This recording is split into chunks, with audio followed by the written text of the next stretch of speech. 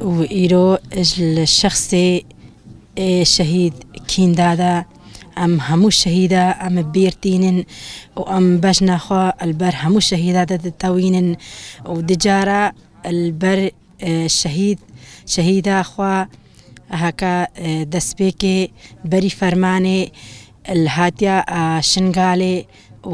وكد الشنغالي داي از دجارة از بجنا خوا البر شهيدا كين دادا تتوينم وس سرساغيش مال باتاويرت خوازم وش هجي ملتي خير خوازرة أم سرساغي أم جيرت خوازن وكايرو بيرانينا شهادة هفال كيندايا هفالا كيندا هفالك هيجايبو أفراستي أم نزانن يعني أم يعني الحنبري بيراني ناوي الحنبري ناس كرناوي أم نزانن أم تشبينا الزمان أفراستي حجي تشتي أم بيجن يعني أم كيم أم بيجن هفالا كيندا هفالك هيجايبو البري فرماني هات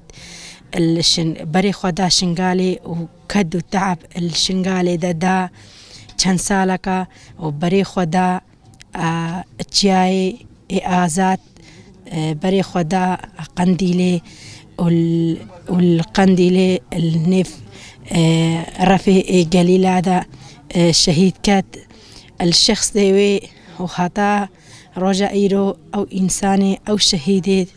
اتحكى ملتي شنغالي فهاتين والبر ملتي شنغالي دا وكدو تعب داين أو شهيدة كشهيد كتين أموان شهيدة هموكا تذاي أم بيرتين أم بشنا خوا البروان شهيدة دا أم التوين هفالا كيندا فراستي هفالا كتشلوبو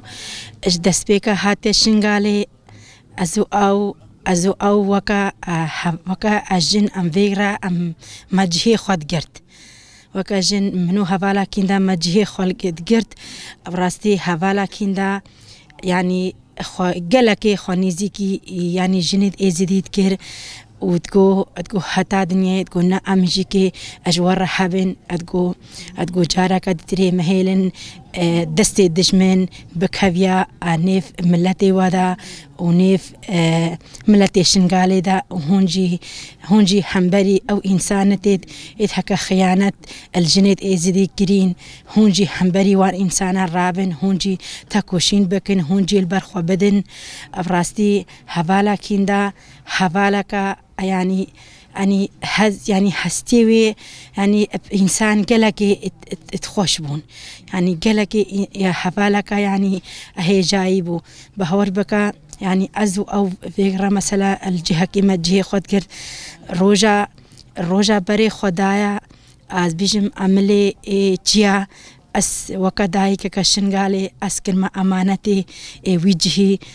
هنجي هيلات محبو وهيلات بداية شنغالي هبو أتقو جارك تري حتى دلو باداوي أمنا هيلن جارك تري دايك كشنغالي زور زحمتك ببيني وجارك دي نخوشك ببيني أفراستي ماجي وكا حفال ماجي دابي شوبا حفالا كيندا وعمل البي شوبا حفالا كيندا بون يعني وكا معموستا پرورده مدی پرورده ودی و کما مستا و کا حوال و کا حوالجن یعنی حوالک مابو حوالک هستی مابو حوالک یعنی جان مابو هر تشتي يعني هفالا كيندا جيرا فاكريبو وهر تشتي البرداي كيت شنغالي كاري وقت خوا 24 ساعة البرداي كيت شنغالي دا 24 ساعة وقت خوا بقديني في سبيل داي كيت شنغالي رحت بن وداي كيت شنغالي حستوي يعني خوا مثلا بقوري خوا رحت ببينن وأستنجكش داي كيت شنغالي ردرنا كذي براستي إيرو الراستا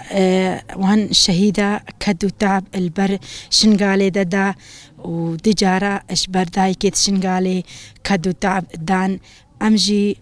أمجي بيجن حتانا كده أمجي تساغن أمجي كي خون خيالي دوان أمجي كي بيك إينن وتشتي حكا خون خيالي دوان الدلي مدى ماي السري مدى ماي أمجي كي بيك إينن وكا حكا تشلو 24 ساعة دمي خوا الشنغالي دا بينا بر وبي أستنجي وقت خوا قداندن وتعبوا وكذا خوا وتعبوا كذاوان حتى دنيا مجبيرانا كانوا ناجبير كرن أمجي كي وكداي كتشنغالي وك حوالي دوان أمجي كي تشتج ما بيه خواستن وتشتي حكا دستي ما بقهيه وأمجي بشتيوان كافي باش دا نافيجن وأمجي كي همبري ويدجمني حكا حوالي ما شهيدي خستين أمجي كي همبري ويدجمني أمي بسكنن وحكا فكركي مروفاني فكركي هكا ملتي بندست اش بندستي دريخي وزلمو زوري دريخي هكا او انسان رحت شهيدة كافن امجيكي هاتا دلوبا داوي امجيكي همبري ويدجمني ساكنن وجارك ديجي الشخصي حوال كيندادا أسهمو الشهيدة بيرتينم ودي جارة وسي جارة أسبجنا أخوا البر شهيدة كيندادا دتاوينم حتى زساغم أس يعني خوشيا والملباوي ديتي أس جبيراناكم وهم بيساوي وش مرة كري وش مرة داي أسوي كيش بيراناكم وراسي أسجلكي وكا حوالكم بو وكا يعني موكا خويشكا خو حسابت كرنها بالجي بعدي حبالي يعني متقوتي خويشكا منا مزني يعني فيكي أسحتا دنيا أسويج بيراناكم